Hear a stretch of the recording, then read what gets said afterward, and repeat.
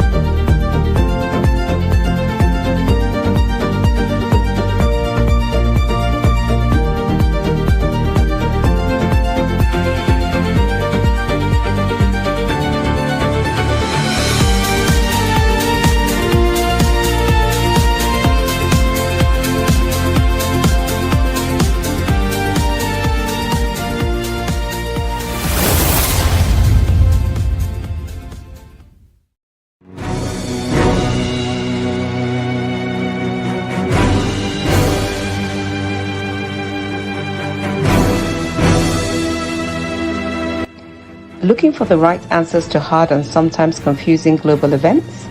Look no further. SSM's team brings unique perspectives from across the globe. Our in-depth independent reporting is to make you better understand the world as we evolve.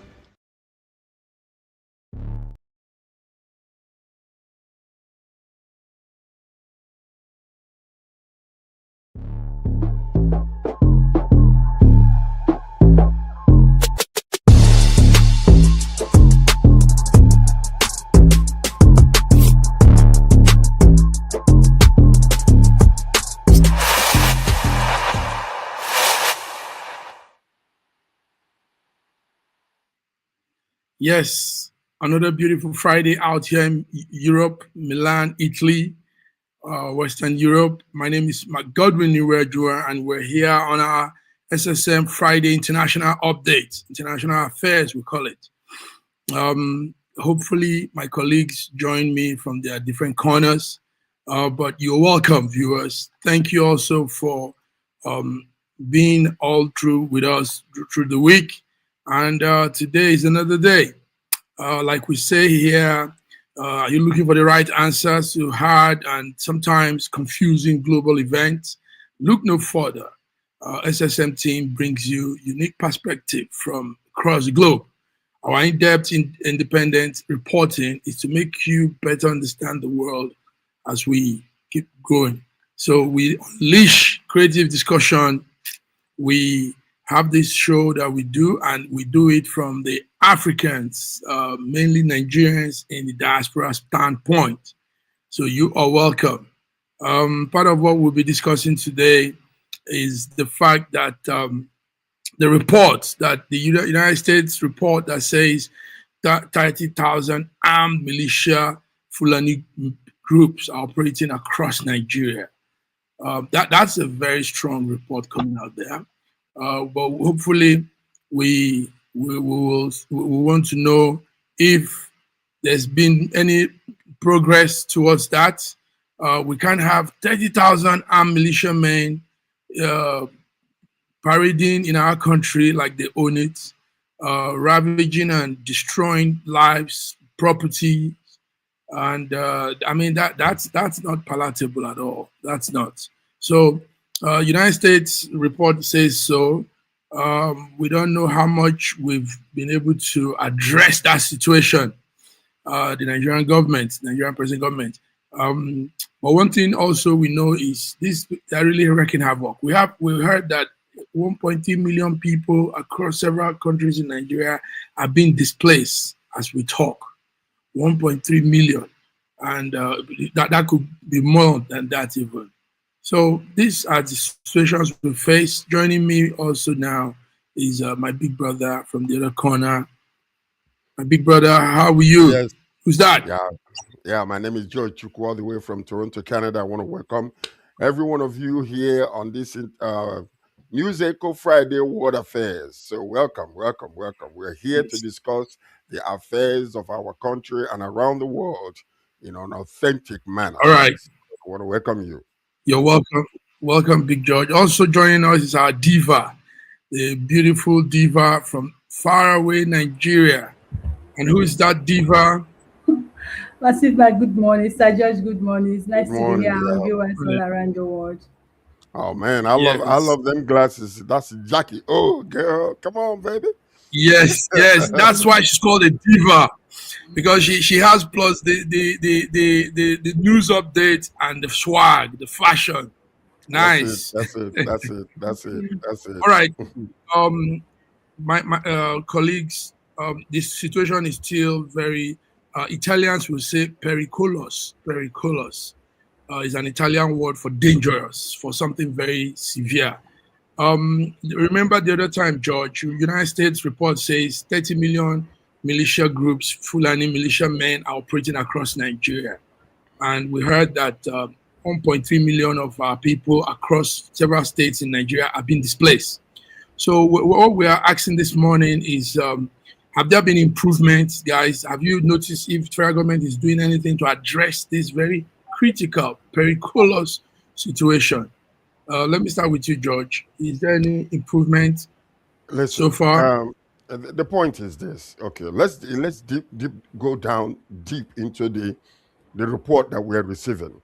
It was only after United States of America was legally allowed to come and help us are we beginning to hear how deep this situation that we're in is. Because originally they used to share intelligence with us, but when they shared intelligence with us, they were unable to do anything. They just share intelligence with us as our allies. But now all of a sudden, they have come in with their technological know-how and they are able to accurately give us how deep and how troubling the situation Nigeria is. So, and this being that, it's not only a security challenge anymore, it's a national emergency.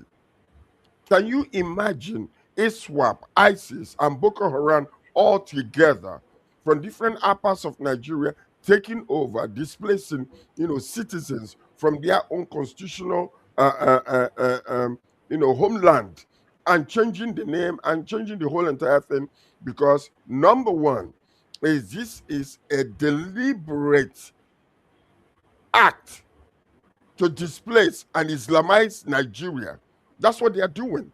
And we're there denying, everybody is fighting. Oh, it's not true. Oh, it's not that. The most troubling aspect of this is not just the scale of the violence, but the apparent inability of and unwillingness of the government to decisively confront it. That's the most aspect of it. You're talking about what can we do? The government is handicapped. Believe it or not. I am so sorry, but when you think about it constructively, you can tell there is nothing you can tell us today that left with Nigeria alone that we can be able to solve the problem. The only hope Nigeria is having today is simply because of Trump's involvement, the United States involvement. Remove Christians out of this whole equation with Trump, we will be, the whole entire country will be taken over. Okay, while innocent citizens are being killed, displaced, and stripped of their individual livelihoods, government's responses often appear reactive, fragmented, and inadequate. We have not seen anything they are doing that is, tangible enough to solve the problem. Deploying security personnel after attacks have occurred is not a strategy. It is a damage control. Okay, so a serious government would identify, dismantle, and prosecute networks behind such violence with the same urgency reserved other national security threats. So, we are playing games. I kept on saying we have been playing games. We have been playing games. We have been playing games, George. That's right. BD, during the past week, we saw they now brought what they call the forest guards. It's constitutionalized anyway. But what I observed from the forest guard arrangement is they look too rackety. I mean, it's like child's play compared to what we see with the bandits. the guns. Okay, let's see some clips. Let's see some clips of the forest guards going through some drills.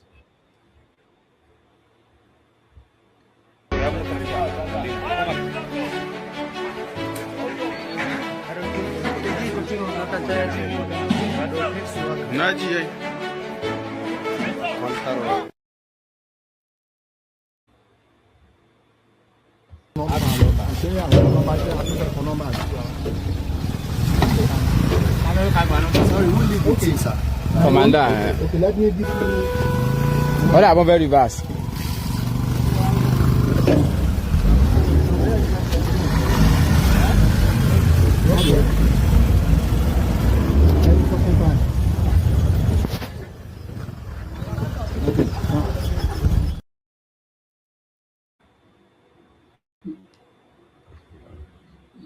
Okay, so BD, well, these are just few clips we saw there.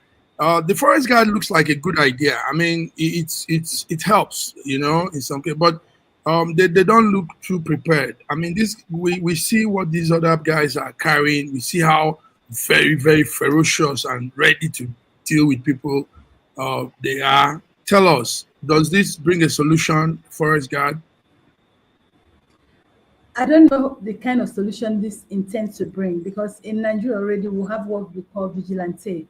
And if you check the history of Nigeria with this insecurity in Nigeria, the vigilante has done more work than the police itself, because they understand their terrain very well. They understand when an intruder or a visitor comes into the terrain. So the vigilante is this is just like upgraded vigilante. If you ask me, that's what the government is getting it to do. The truth is this: I keep saying this every time. I think Nigerian government has something they are hiding from Nigerians. They don't want to talk. They don't want to work. Just yesterday, a particular guy was fished out within just an hour for releasing a particular audio. Do you understand? And what Nigerians kept asking, oh, so the Nigerian government can actually follow up someone and pick somebody up within an hour. How come it's becoming problem for them to pick up all these bandits and all those names? You understand what I'm saying? It's an intentional thing. It looks like the Nigerian government don't know what to do. I had to hear when people say the Nigerian government are handicapped. They are not handicapped, because they know what is actually happening in Nigeria. Many of them has entered into some agreements. You don't do this, you don't do that. Is it not in this country? We know that you can't just arrest these bandits.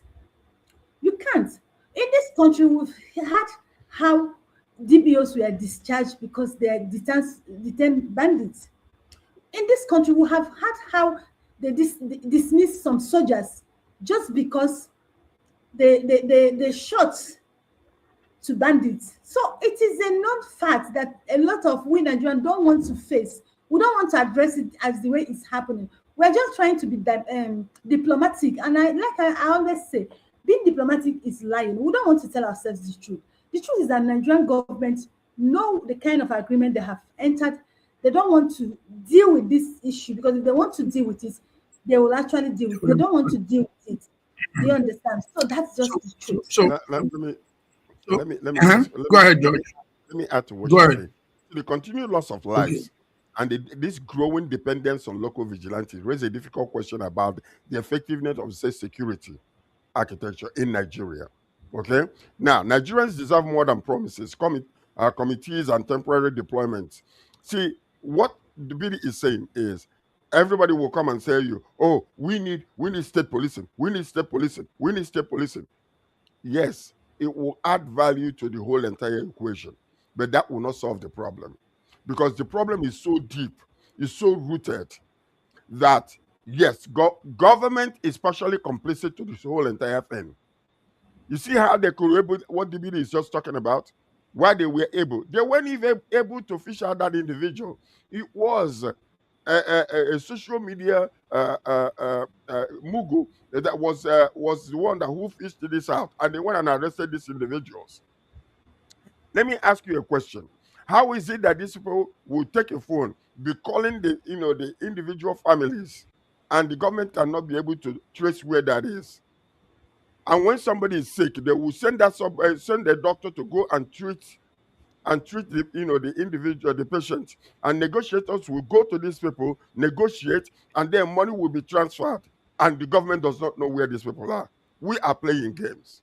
When we are serious, we will nip this thing in the bud, because let me tell you something. There's another guy, another young individual who used this Google Earth to fish out where these people are, and he was showing it online, and the government do not know where these people are. We are playing games with each other, and we are playing games with lives. And the simple truth is that Nigerian government don't want to stop insecurity, because a particular guy came online, that was a comment, came on Nigerian television and explained it, that this insecurity is actually a lucrative business in Nigeria. And majority of people who are involved in this are people in power. Sunday Igboho just yesterday came out to say that he knows people who are involved in this or your kidnap. I ask people, that's why you say you're an activist. What is an activist? Is standing and saying the truth. You know people who did this, and you call yourself an activist. You said there was somebody who protecting Southwest land, and you are still, I don't know what you want before you can call their names and tell them to stop this thing and release our children. The truth is that Nigerian government don't want to stop insecurity. They know what their benefits from it. They don't want. Now look at the first lady. The first lady just donated vehicle. What are we going to do with vehicle? The people that kidnapped those children, they came with bicycle. And if you check some of the video, when they were packing these people were standing by the side watching them. And they said they called police. Police soldiers did not get there until it was the bicycle they used to kidnap all these children and the teachers. And they have been calling government, they have been negotiating with them. Now, you remember when Kumi came out early last month, he said that every ransom he went to deliver, he goes with police, he goes with army. That he doesn't go alone. The government is aware of every negotiation he's doing, so that they don't have any right to arrest him. And probably that is why they've not arrested him. And that's why I'm telling you, Nigerian government do not want to stop insecurity, because they themselves are the real kidnappers. They are the real bandits. Nigerian government, they don't want to stop it. And they will not stop it because Nigerians are not ready for them to stop it. Because let me tell you, I know they are strong. I know they are the house power. If all Nigerians can come together, unite, and confront our government, they will stop it. But the thing is that we are not ready. They keep dividing us. They keep losing our Let me say something. Bidi, let me add to this, okay? You saw yesterday, Senator Oshomole was actually confronting the Senate president. Now, why is it that during the attack, a call came for the military that was in place to be moved away for 40 minutes? Long enough for this 40 minutes after they moved, they called them to leave. They left. These bandits came, arrested, kidnapped, killed some people, took them and left. And then the military came back. Up until today, they have not been able to tell us who actually gave that command, who instructed the military to leave. See, we are playing games. We are playing games. And by the way, the vehicles you're talking about that our first lady was donating, they are now using, money and gifts to manipulate certain states where they don't have. Yes, we might be seeing more. We might be seeing more of that. They're appeasing people with gifts and money and vehicle and all of that. Meanwhile, the situation still remains. But BD, let me put this to you. There's a model we know here in Europe, a model Russia used when Russia had similar issues like Nigeria. There were kidnappers were kidnapping people in Russia. Now, what the Russian government did, we were talking about this last time. The Russian government now went in, and when they go in, they kill, plus in the process of trying to release the kidnappers, they kill everybody. I mean, many people go, because it becomes very fierce. Now, we're saying if Nigeria applies that method, would it also be used against the government that they are killing their children? No, let me tell you. There are. You see, that method worked. It worked in Russia Today, you don't hear kidnappers again because the kidnappers knew that the government was crazy with them. So they will come and kill everybody. So there was no point logging and all of that. There's this country, I've forgotten their name. There are chemicals they use. If you get to that camp where they are, you spray that chemical on them. Everybody goes to sleep. It weakens everybody. Then you take the captive and rush them back to treat them. Then you capture the kidnappers. Countries have used it. You know that it's not about way of going. The truth is that our government do not want this thing to stop. That's just the truth. Look at there's a kidnapping in your state. Look at what our leaders are saying. Fayoshe, Sunday Goho, senators, look at what they're saying. They are accusing themselves. Oh, you are the one. Wike.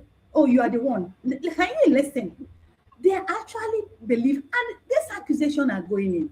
No arrest has been made. They've not made any single arrest. Right. So now, but we Igboho telling us that he knows those behind this Oyo kidnap. It shouldn't be taken lightly. Igboho should be called. DSS should call Igboho. Igboho should tell us who those names are. And I mean, we just play with things, George. George, is that not crazy how we behave?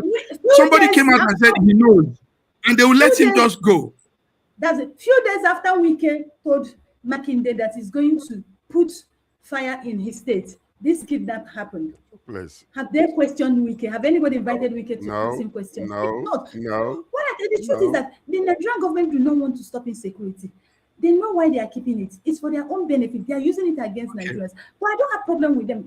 My major problem is Nigerians. We are many. We are bigger than these people, but we don't understand. We don't understand what we can do if we unite. No, BD. That's why they don't want us to unite. BD, you mentioned exactly what they are doing. Divide and conquer. Divide and keep them poor. They're not able to come out again to farm. They're not able to come out again and trade. So they will be in need, and you give them a bag of rice, and they will call you Almighty God.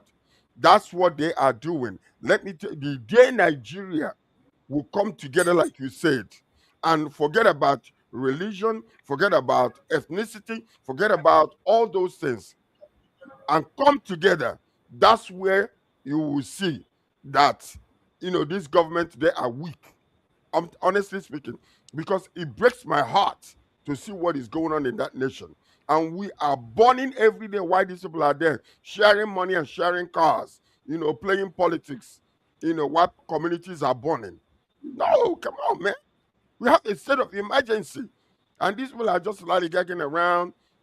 I mean, let me tell you something. It is about time for Nigerians. Look at what is happening now. They're using registration for PVC to manipulate people. They are not doing anything. You go to the stations where INEC stations are. They only have one computer in the office. And they take 2 hours to register one individual. Can you imagine? All manipulation so that people cannot be able to get their PVC to vote. Because there has been a drive to get people to vote, and they are manipulating the situation. We need to call the INEC chairman to order. We need to hold them accountable. Yes. All right, George, let me help some of the viewers that are bumping in. We are talking about the insecurity situation in Nigeria. We're talking about the U.S. report of 30 militiamen that are operating across Nigeria. And we're talking about in fact, now it will be like 3 million people that have been displaced across Nigeria. Gentlemen, also, we need to look at something. When it is like this, then they are making a buffoonery. They're making a fool of Nigerians. But also, the Nigerians, like you people said, are not reacting as much. But anyway, there's protests. BD protests are going on most parts of Nigeria. We had also Omoyele Sowore. He says he's also coming out. Are those protests having an impact? Are there anything tangible coming out from those protests? We saw the one in Oyo State. Well, Nigerian way now, they are still on the street, they are still protesting. And the Nigerian government thing, they are flipping the story now. They say that they are sponsored, that these protesters are not just real, they are sponsored. You know, Nigerian government has a way of, humiliating Nigerians, chasing them out of the street, silencing them, not for them to say the things that concerns them. What they are saying now is that they are sponsors, whereas it's Nigerian government that will send mobs to attack these peaceful, armless protesters, from stopping them from speaking or airing their views on the happening in the country. The idea, what I heard yesterday, that they will start arresting them. So we are watching. Let them go arrest them. It's the normal thing. But I just wish that Nigerians would become so fierce that even when they come to arrest them, they will still be there. Because what we are talking about, we're not even talking about the government, and we're not talking about police brutality. We're talking about our children, the future of tomorrow. These children has been in the detention for years, and one of them just passed on yesterday. One of them just died. Do you understand? And you call yourself a father, you call yourself a mother, you say you're a leader, and you're not feeling it. And people are out on the street protesting, telling you people, bring back our children, and you're planning to go arrest them. Arrest them for what? You see, this country, it's really, really disheartening, the kind of things that happen in this country. And I keep saying, it's obvious we already know what Nigerian government stands for. But what we stand for is what we don't know. Until Nigerians come together, unite, that's the only way we can. Now, he said yesterday, the former minister of power, they arrested her sister and his sister and his children. This thing will get to everyone. You know, when we speak, it looks like, oh, you are attacking the government, you are attacking, you don't hate him. No, we don't hate anybody. We are speaking because we want a better society. We want everybody, because if you don't speak today, it will happen to you tomorrow. And that's exactly what is happening. It's not really good. Now, if it's a country that is working, they started this protest like 4 or 5 days ago. What has the president said? They've not said anything. But what we get is a first lady coming to give us vehicle. What is vehicle going to do for us? Is vehicle going to bring those children out from the bush? After when they kidnap it, they don't use vehicle to kidnap them. They use bicycle to kidnap them. It's all politics. It doesn't have anything to do with security. It's just the opposite to what is supposed to actually happen. That this woman is supposed to be out there crying out, her eyes out, because of the children that are kidnapped, that are still they are still with the hostages. So what I'm saying is this. We have become so callous. They've made us so callous that we have lost all our human compassion in Nigeria. And it is such a sad state that we are in, honestly speaking. And the government is like a fraternity. They are working together. It doesn't matter what party. It doesn't matter what party. Because every one of them are answerable to one individual. There is no opposition in Nigeria. All opposition you see today is simply because of politics.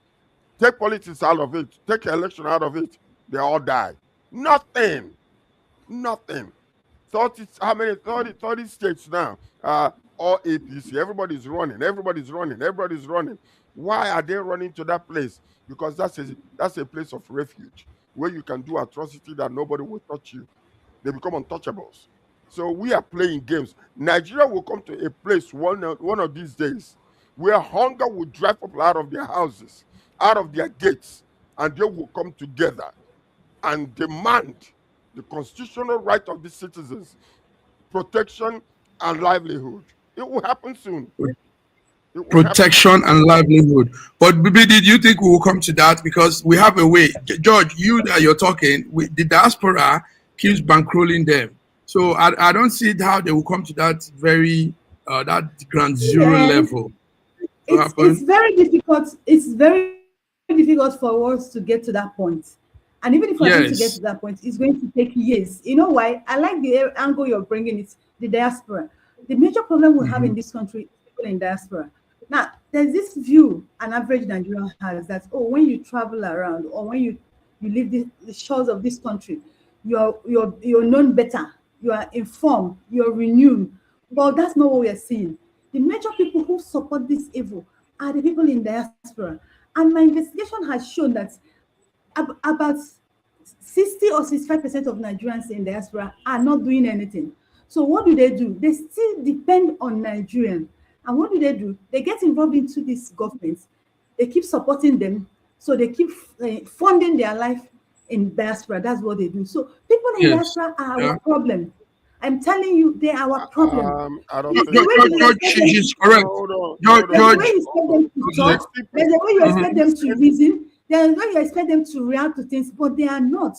Do you understand? And it's so unfortunate because they are not in the country. They don't feel what we feel. George, what I would say is my number will be my own number will be 45% of Nigerians abroad in diaspora don't care what is happening in Nigeria.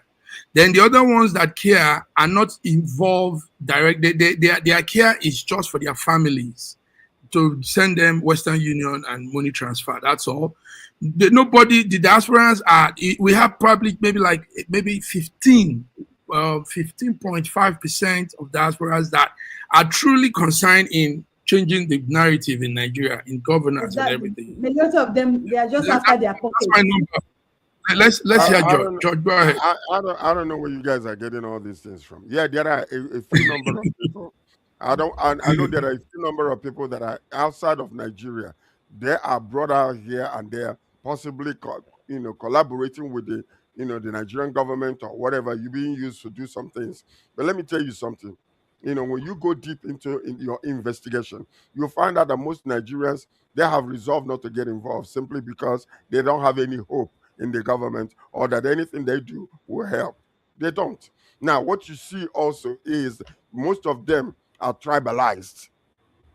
They are tribalized. That's what it is. So when your own person is in there, you don't want to hear anything from anybody because your man is out there. He's a Yoruba man, he's an Hausa man, or he's whatever. This is exactly the point. So, they have used that tribal sentiment and religious sentiment to divide us. That even mostly when we are here, we can't even talk much because you say, oh, we're all Nigerians in abroad. Therefore, don't bring politics into it because even they argue all the time. So that particular statistics you guys are using, maybe it's in Europe. I don't know, maybe, but I can tell you, a lot of Nigerians today, if things change, give us light, you will see 25% of the diasporans will move back to Nigeria.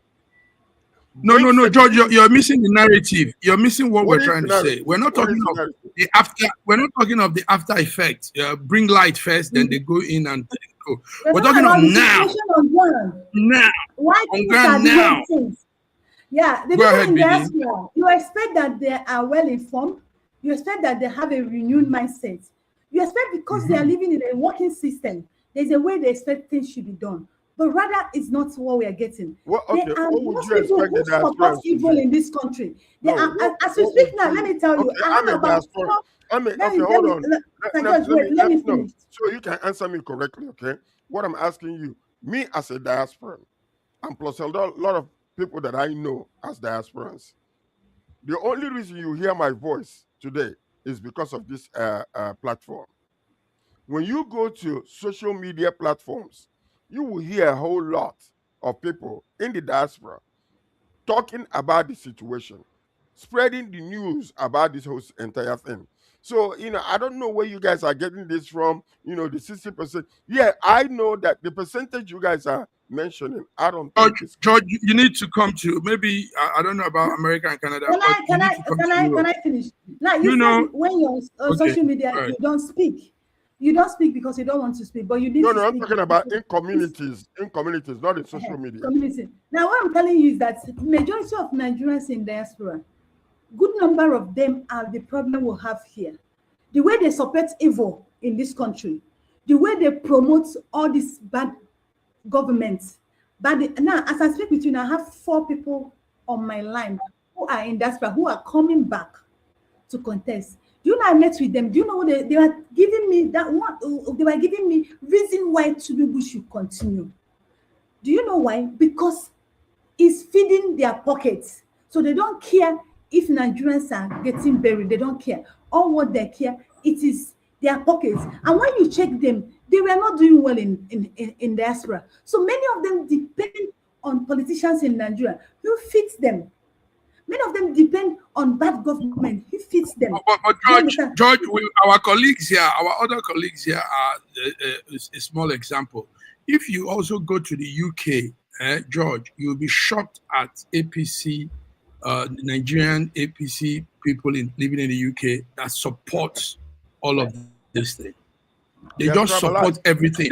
Now here in Europe, in Germany, in Italy, in Spain, in France, APC has strong supporters, strong one, and they don't see any reason. They might just talk of the banditry, the kidnapping for a talk, but governance as a whole, they don't see any fault in the governance as a These are people who are living in a working system. These are people who have light. These are people who have seen light road as a necessity. As a necessity. But here, light road is a luxury to us. But you are there when the system is working, everything is okay. You're supporting the people who cannot give. I mean, George, you can hear from our colleagues now. Our colleagues, our two colleagues, and the other one. You're supporting them. You're saying, you're doing well. Just because sometimes it's hard. Sometimes it's hard to believe that our colleagues are living abroad. I mean, you'll be wondering what is wrong with these men. And George, you used to go. You used to go. Now that's a small. They are small though, compared to what I've met in the UK and most parts of Europe. The two families, in fact, they don't even have enough of the aggression that some of these other ones have. You know, and you'd be wondering, are you people? Listen, it's the mentality. It's the mentality of me, myself, and I type of situation whereby their own person is in there. When Buhari was there, you know, there might not have been that way, but being APC members, there will be. The difference between them and I is I'm an individual. Yes, I'm supporting the president. I'm supporting the president as an individual. But there are so many things that doesn't stop me as a journalist to call out when they are doing wrong. It doesn't stop me.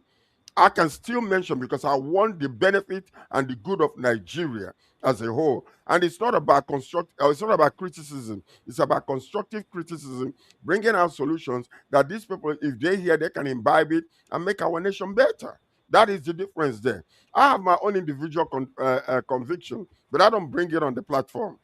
I speak the truth. All right, gentlemen. Thank you. Thank you, George. BD, good one. In fact, this is what we'll also be doing with time. We will be bringing discussions. We'll border more on discussions, relevant discussions, real-time updates, and we will spread more on it so that we can really cover around those issues. So, George, thank you. Falana asked federal government to go and recover about $120 billion from NNPCL and many oil firms. $120 billion and another 64 billion naira. So he says this money comes. Yes, 66.4. George, tell us. You have that story. Go ahead. You know, well, I mean, coming from the Femi Falana, I can guarantee you that this is true. And that being the case, the federal government has a duty to pursue the recovery of these dollars and naira owed to Nigerian people. At a time of economic hardship and accountability in the oil and gas sector, is not optional. It is essential. One thing we need to do is this. You see, what happens with Nigeria, you know how tsunami does. Okay, tsunami is like, you know, the wave in the sea. It goes like this and it comes to the shore and everybody shouts and we make noise, oh, and then it dies down and another story comes up. This one dies. You see, this money here, the reason why it will be almost practically impossible unless they find an scapegoat to just, you know, say, okay, take this fault for us.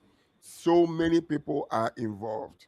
Look at what happened to the former CBN governor, Emefiele. As much as he was wrong, yet the reason why they are muting him is because he did not steal alone. There were so many complicit in the government who were stealing with him, and they don't want him to talk. That's why most of the time they lock him up and they don't give him any access to to say a word, and they make sure. So this money can be recovered if the government is actually working for the people. But the government is not working for the people mostly. They're working for themselves. And they're going to hide it. Watch and see. In the next 2 weeks, you're not going to hear about this anymore unless, Femi Falana continues to press the government to do something. And that's the only time you begin to see DSS or, the Financial Crime Commission people, they come out to, flex their muscles or whatever the case might be. It's just a joke, man. Most of the time, let me tell you something. Most of the help that the government gets is from people like you and I, So, not yes, doing everything that they're supposed to do. All right. BD, George, you have that news. BD, this money is coming from crude oil theft. It's coming from unremitted dividends. It's coming from outstanding taxes and revenues, as well as fund that Nigeria has pumped into projects on oil. Now, this is like free money, like George is saying. It is our money. It's also a shared wealth. Do you think we will get this money? And with money like this, why are we going to borrow? Why can't the government really enforce this money comes out instead of this borrowing, adding more trouble to the economy that is already being strangled? Tell us, BD. I like that question. What the money we are talking about here is $120.5 billion, this dollar, and 66.4 billion from NNPC oil firm. Do you understand? That's the money we're talking about. I like what you said. If we have this kind of money, why are we borrowing? Remember, this is not the first time Nigerian government has gone to recover money. This government, Buhari government, and this government have recovered a lot of billions from Abacha loot. There was a time Nigerians came out, they were demanding for the record of all the money they have recovered. And to today, they've not given account of that money. Why it should be impossible for them to recover this money is because they know people who stole it. Everybody in government is stealing. You're stealing, I'm stealing. So why would you bring my own open? John, that's why do they need Femi Falana to tell them to recover this money? We all know when this money was talked about. This money was discussed about 3 years ago, and they brought it up again this year. So they don't need Falana to tell them that they have to recover it. They are not making any move to recover because they are all the same. They are in calculus. You steal, I steal. The person who oversteal now own better pass. So that's the problem. It's not as if government don't know that they need to recover that, but it is what everybody is doing. So who is going to recover who? So what everybody is doing. Okay, George. I really thank Femi Falana, honestly speaking, because the allegation, he's raising highlights the urgent need for transparency, stronger oversight, and responsible management of natural resources. You said it here. Recovering such funds could significantly improve the public finances, reduce borrowing. You said it, and provide much needed investment in infrastructure, education, healthcare, and security. Why are people suffering? Why this money is languishing somewhere in the pockets of the people? But let me tell you something. That means that the people who help to share some of these loots will also have to vomit them if they gotta be provided. Or else, let me tell you what they will do. They will steal more to provide. And then eventually, after the government leaves, they will discover that another money is missing. Because they don't have it to provide. They have already chopped the money. The money is gone. So ultimately, let's assume. Let's not say they've taken it. Let's assume that money is in one bank. It's kept somewhere, and they are just waiting for the silence mood. Then they can probably take it, because that's too much money to have been taken off, to have been embezzled. That's what I think. Don't think like that. Thieves don't think like that. They have divided the money. George? Thieves don't think George, like that money is too much. That's a lot of money. It's a lot of money. It's a lot of money. It's a lot of money. $120 billion is in dollars, George. What is our what is our GP our gross national product? And there's another one again that is in naira, 66.4 billion naira. Yeah. $120.5 billion. So anyway, you know what we will do here? What we'll do in this network is we're going to put our eyes with Femi Falana. Actually, he's my friend. I have his number, but it's been long we spoke. We're going to put our eyes with Femi on this money because that's too much money for them to put down. You guys know that there's money. There's another ₦1 trillion that was during the time of Buhari. His chief of staff, Abba Kyari, came close to me, close to us here to sign a deal with a German company. What's that name again? For telecom, and this is for electricity powering and all of that. And you know, the man died, and that money no more. Yeah. No more. Are you sure? Mike, are you sure he's the one that died? Are you sure he's the one that died? The truth. The people you are expecting. Are you sure he's the one that died? Because maybe yes, Abba Kyari. No. Are you sure he's the one that died? Because it's possible that after that money came into his coffers, they buried an innocent citizen, paid their family, and wrap that thing on and bury that person. Because who don't do Muslims? They don't wait to bury. They don't wait to do autopsy. Are you sure Abba Kyari is not somewhere in Russia or somewhere? No. He was one that died. We all saw the burial. You know. You didn't see the body. Did you see the body? He said you will get in touch with Femi Falana. You want to follow up the money. It's really difficult for them to recover this money because the people who actually are supposed to recover this money are part of people who have shared it. So it's just be on the paper, and before you know it, everything will die off. The money has been shared among the people who are supposed to recover it. The money is gone. Can I say something? All right. Okay, hold on. Somebody was asking a question. An individual came who's running for the president. Peter Obi came out and said, in 4 years, I will give Nigeria lights.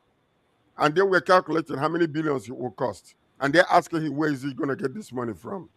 He's going to get it from the government. You see this money that is missing? This is not the only money missing. When he closes all these loopholes, the money to breathe light to Nigerians will appear overnight. I am telling you. That's where it is. Because how many billions have been spent in trying to revive the refineries? Do you know how many billions have been budgeted by the government? And the government will release that money and no oversight and no questions. Next year they will do again. Do you know how many billions? It was only recently when our president was trying to borrow money from the World Bank that people started crying out and said, don't loan him money, don't loan him money. Let's get accountability and transparency over the ones that has been given. And then they withdrew back. All they are doing is just there to ensure that what they are doing, they have enough liquid oil flowing through their pockets to oil everything they are doing. Most of that money is not for the people. It's for their own. Madam First Lady was giving away cars. He said, we don't play politics like we used to anymore. So it's money politics now. So grab it, hold on to it, get your own portion. And now it's all about, let me tell you something. We have lost it. We need to bring compassion to the heart of the people. We need to bring care to the heart of the people. We need to bring, humanity to the heart of people. Nigeria have lost it completely. Because from top to the bottom, I can guarantee you, the way the top is thinking, the way the bottom is thinking. The only difference is the bottom is suffering and the top is, getting fat through the money they're chopping. So forget about it. Anyway. Strong words. We feel so, yes, thank you. Gentlemen, let's also give some good news. Bidi, Dangote Refinery says that they exceeded what they call nameplate capacity. That means what the capacity, the processing capacity they've been doing has gone beyond. So let's talk business. Yes. Does that mean that this will bring more crude oil to Nigeria? More, people will not be complaining of the PMS, also the fuel, and will this strengthen our economy? This news. Even though NNPCL is doing everything to bring down demand. So, but what do you think is with this development? That's a global achievement. That's a big one for Dangote. Like what you said, that's what it's supposed to be. He has actually exceeded the template, producing 700,000 barrels of oil in a day. That's a big achievement for not just for Nigeria. If it is where things is being done right, this is a very big achievement, a milestone for Africa. Nigerians are not supposed to be crying for fuel again. But people will always tell you, what does not what does not exist. That people always say that anything can happen in Nigeria. Do you understand? This is a very good one for Dangote refinery and for Nigeria and for Africans. It's a good one. Congratulations, Dangote. We have been crying for lack of fuel scarcity, a long queue, but having achieved this shows that those cry we have been crying for the past years should stop. But will it actually stop? Anything can happen in Nigeria. So, like we were jubilating about this yesterday, and somebody said, you people should not jubilate in a hurry because nothing cannot happen in this country. This good achievement, this new development can even turn to become a bad thing to us. But I pray it will not. Like I said, nothing does not exist and not happen in Nigeria. Anything can happen in Nigeria. It's one of the major projects. This is a significant milestone. Not just for Dangote refinery, but for Nigerian industrial capacity and energy security. Yes, he's increasing it to 700, and he's going for 1.4 million per day. That's what his goal is. They're testing it right now. This achievement demonstrates that large-scale private sector investment can deliver transformative results when supported by right policies and infrastructure. So we see one man able to do this, while the government for many years has spent billions trying to revive the refinery in Kaduna, or is it Kanu, the one in Warri and the one in Port Harcourt, and nothing has been. You remember recently that they were clapping in Port Harcourt that the refinery is now doing some fantastic job and all that kind of stuff. What this is doing basically is trying to take away the money they have been stealing. So when you are not depending on them anymore, and infrastructure is now being brought up to produce much oil for us, and the capacity they are doing, they're not only refining Nigerian oil, they're refining Angola type of oil, they're refining oil from different places. Even the sand, like Canada produces a sandfield oil. You have to separate the oil from the sand. Dangote refinery has proven that they can do that also. So now the question is, we've been talking about electricity. Maybe this is the man who can actually eventually give us electricity, because he's able to, with all odds against him and with every particular hurdle that he had to go through to come to this point, and even after that they're still fighting him. Maybe this man will be the answer to Nigeria when it comes to electricity. By processing more crude oil, Nigeria is reducing its dependence on imported petroleum products, which should strengthen energy independence and conserve our foreign exchange. So the man is doing fantastic. I'm just giving him thumbs up. Yes, I do too. I give him yesterday. I said Dangote is the man.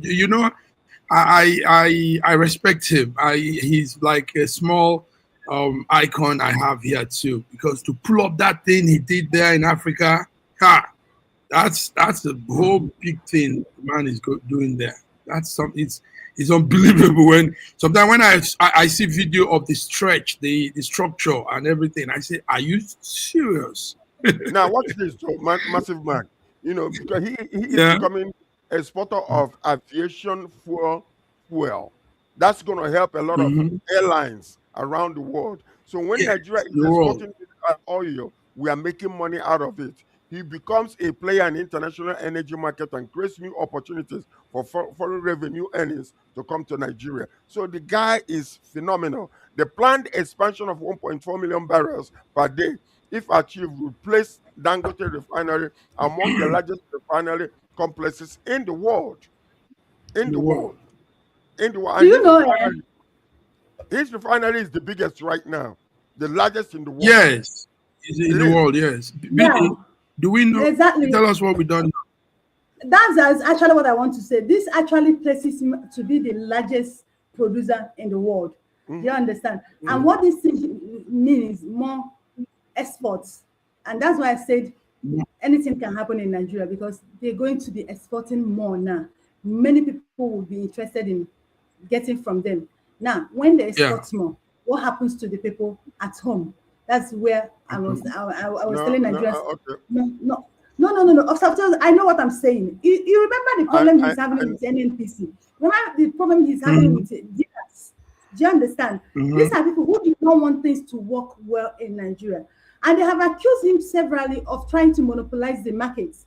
So don't say no. You don't know what Nigerians can do. I don't know. I mean, knowing this man, I think that he is going to ensure that Nigerians will get enough fuel before exporting. Yeah, have you talked about the monopoly that he has been accused of? What about the monopoly? Doesn't matter.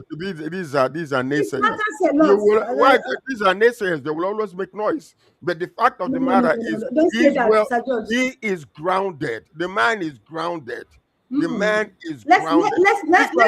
Hold on a second. It's like you coming to tell me about APs right now.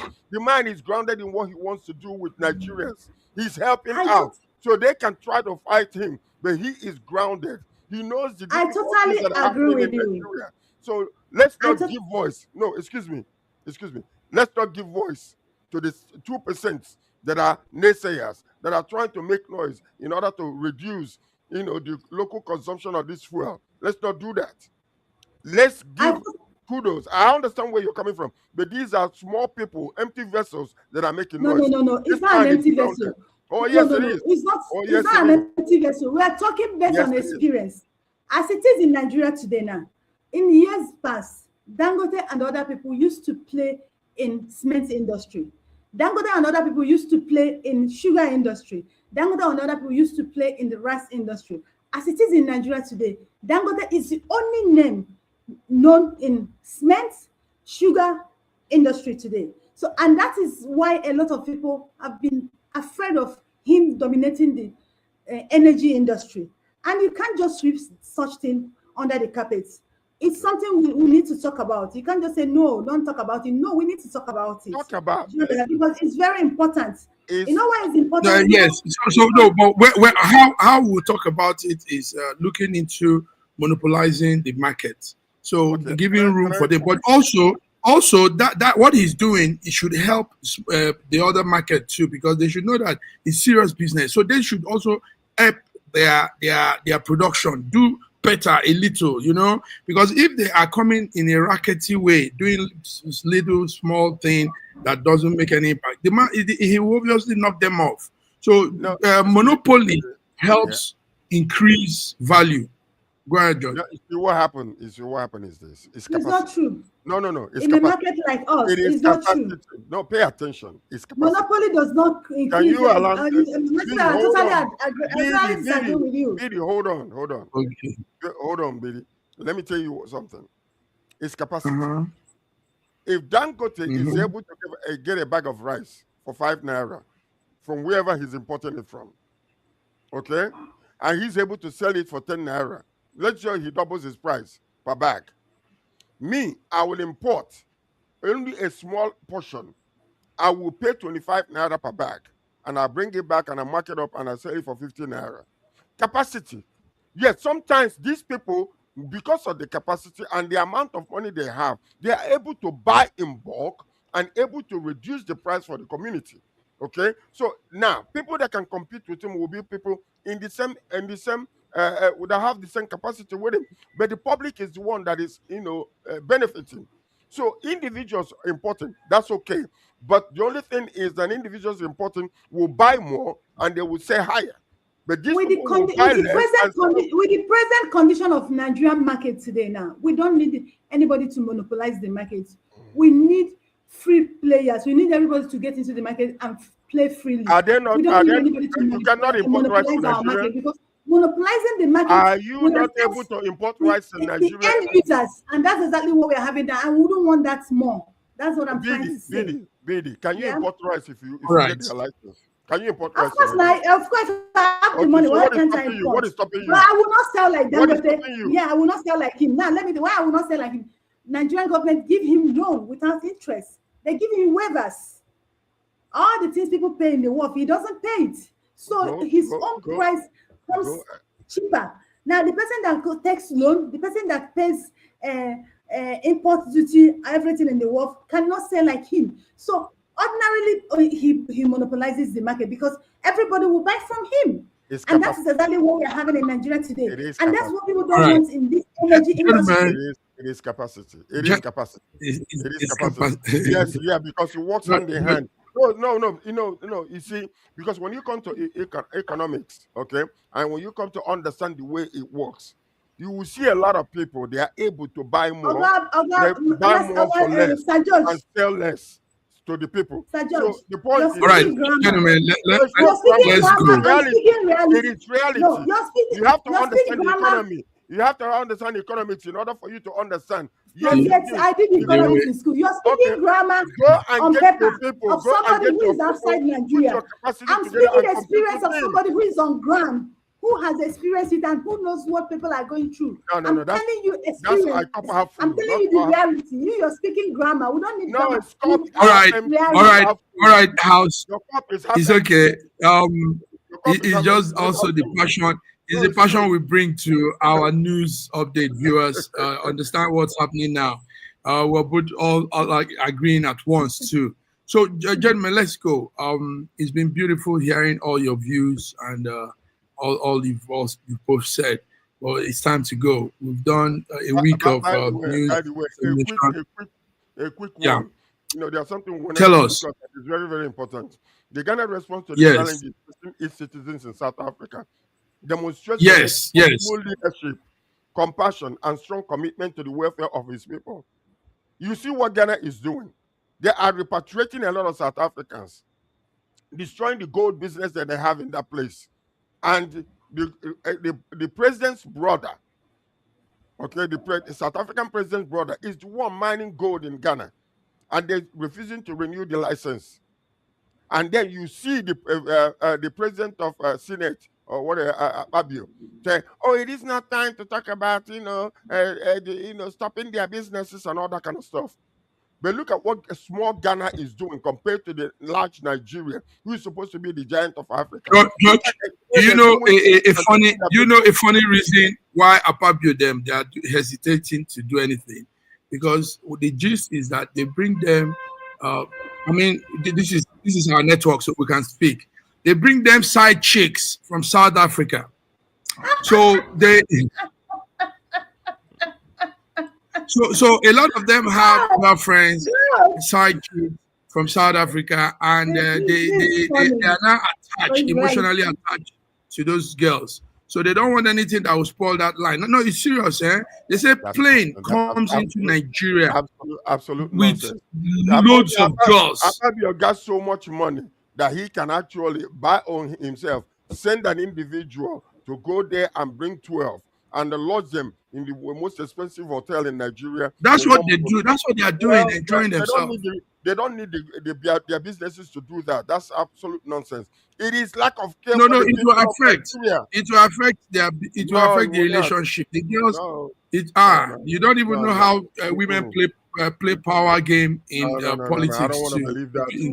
It is lack of geopolitical issues. Lack of compassion and lack of care for the citizens of Nigeria. This Mike's statement is actually funny, but it's real. I'm telling you, it sounds funny, but it will be difficult for people to believe because we have a government who don't actually care about. As South Africans more beautiful than the Eritrea of Rwandans or Ethiopians. Man, forget about all these things. No, but those ones are not coming. Those ones are not. They are not hustling. They are not hustling. They are not hustling. These South African girls are. They say they are in thousands. They are professional. Let me answer Mr. George. Let me answer Mr. George. One of them said that South African girls, if you give them 2 million, they can stay with you for 1 month and they will treat you well. But Nigerian women, and that they are well curved. They said the way that guy it was describing. He said South African women are well curved. Do you Well, understand? Okay. And then if you Nigerians just are, give them, he said if you just give them 2 million, they are satisfied with you. But Nigerian women, they want to take your head, want to take your grandfather's head, want to take your children's head. That Nigerian women are, their demands are too much. You see a Nigerian lady telling you, give me 100 million, give me So 500 million. George, you don't know that Money South Africa is house in thing now in Nigeria with the hooking thing, the hookup and all of Nigeria, that. It's Nigerians, big business. You don't know. Nigerians are competing with South African women with the Turkey BBL. So our women are getting curved too. So they can Uh, get local. They don't have to import anymore. But anyway, as that apart, this action that Ghana is doing is really yeah, what Nigeria needs to learn from. Honestly they speaking, need to learn. They we need yes, to put they pressure need on the to. government to care about the people because so far they have done so well, and they seem maintaining the diplomatic relationship with the South African government. Anyway, But they are really George, putting pressure on them. this morning, Nigerian government has cleared 450 Nigerians. They are bringing back through the weekend. Tomorrow, Sunday, and Monday, 450 they've cleared to repatriate That's back what I'm to talking about. Nigeria. So Mhm. yes, But they that's need an to put effort too. pressure But on the government. The government is complicit in this. They need to put yeah, pressure on the government because when you start touching their pockets, you will see them, they will rise up. It was only when Ghana started refusing to renew the license for the brother of the president that you saw the president come out to say something. You see? So Nigeria but needs to learn. Ramaphosa is very complicit to this whole thing. He started it. Oh, he Remember is. his speech. He is. He, He is. his speech. He made a speech some years back, and he said this clearly that foreigners are taking your jobs. He was talking to the South Africans. The foreigners are taking their jobs, I'm and so if they, ashamed. I'm so ashamed of being an African with South Africans in them. This president that is saying that foreigners are taking their job in his own country. Ramaphosa, There is a town a black person is not allowed to come. There's a town in South Africa, black person in around Cape. A black person is not allowed. Even a black South African is not allowed to live there. The white has taken over there. So that one is not a problem to him. His problem is blacks in blacks' land. I'm so ashamed of fellow blacks. South Africans. It's terrible, and coupled with the girl, or some of the arrowhead of the movement. There's a They particular were girl just called Jacinta. And what they has Jacinta. were what has they Just, were jubilating this morning. You know why they were jubilating in South Africa? They took over an African saloon from a black yes, and African. a big mall, And they were Yes. jubilating. Can you imagine what are we getting into? Blacks, what are we turning into? If you honestly, where is the What you saw is small. They've gone to streets. You know, many of the foreigners are actually leaving, Tanzanians and all of them. So they went to a big mall that was mainly Nigerians and other foreigners mall selling points. And now those malls are empty. They stole everything. They took everything. And now the malls are empty. and Big these South building, Africans, they are very and lazy. they were jubilating. They were These jubilating South as if they've Africans, conquered something. that's it. Now, these South Africans are very lazy. They want free life. They want everything free. They can't work. Most of the jobs those foreigners do in South Africa, they can't do it. They are very lazy people. They just want to drink, sleep around, party with women and men. They don't want to work. And you're chasing people who are doing this work. I feel for them in the few No, years no, to no. come. It's gonna be a boomerang effect on the government, because when these Yeah, jobs are yeah. empty and when things are empty and they see that their own local people are unable to do this, you see what happened in America when Trump was closing down on Mexicans coming in, the food production and the farming in the U.S. started going down drastically. People started crying. Food prices started rising. Now, quietly, they are allowing that to happen again. You see, because even in Canada, when sometimes you will find some people that are giving visa, you're wondering why. How this person didn't go to school? This person is so, but they know that there are certain jobs certain people need to do, and they give visa to those people to come in. They allow them because, like, home care, or some of these people that take care of people in the hospitals, Old or some people. of them that leave Mhm. maids as maids. There are Canadians will not do that, but they bring foreigners to do that. So, and the government understands that. That's why they don't give visa only to the people that are skilled. They give visa to the people that are uneducated, regular Yes. individuals, because Good. the kind of jobs they Yeah. can do, the others will not do it. It balances. Yeah, such It things balances. balances immigration. That's very That's true. right. All right. Wonderful. Guys, you've done it. George and BD, this is also how we'll be going. Sometimes we'll have more time talking on general issues. So you can also look at issues we probably don't have in the list of news updates. You can tell us something, you know. So George, also, you can bring up something and we'll all go down with it and talk about it. Also, from next week, we'll be having a friend of mine, a professor, joining us, Charles. I introduced him to the group chat. He's in America. He will be joining us also to add to the Power Pack group. All right. So, George, thank you. Wow. BD, is there anything you want to say? I know you used to pray. I know you used to pray, George. I don't want to Go say ahead. anything. No, I don't Well, want to say anything. you know, somebody Thank once you. said, what God cannot do does not exist. Does And not exist. That's the and word I was. listen to this. Listen to this. And I told the individual, I said, that is not true. God cannot lie. God cannot change. Okay? Mm. So the reason why we pray is because God is faithful. And he can actually influence people, even on top. The heart of the king is in the hands of the Lord. And when a man's way please the Lord, he'll make his enemies to be at peace with him. So I pray for That's the Federal Republic of Nigeria and for all the leaders, all the way down to the villages, that God will continue to touch the hearts of the people. That we will all continue to look in the same direction together rather than looking at each other. So that we will get a leader who will continue to bring Nigeria to that paradise that we have been crying about. The cry of the people and the blood of the innocent shed in this country is speaking loud before Almighty God, and He's listening. And God will hear our voices. He will answer our prayers and bring Nigeria to the state where it's supposed to be. In Jesus' name, amen. Amen. Amen. Powerful. Bye-bye. Amen.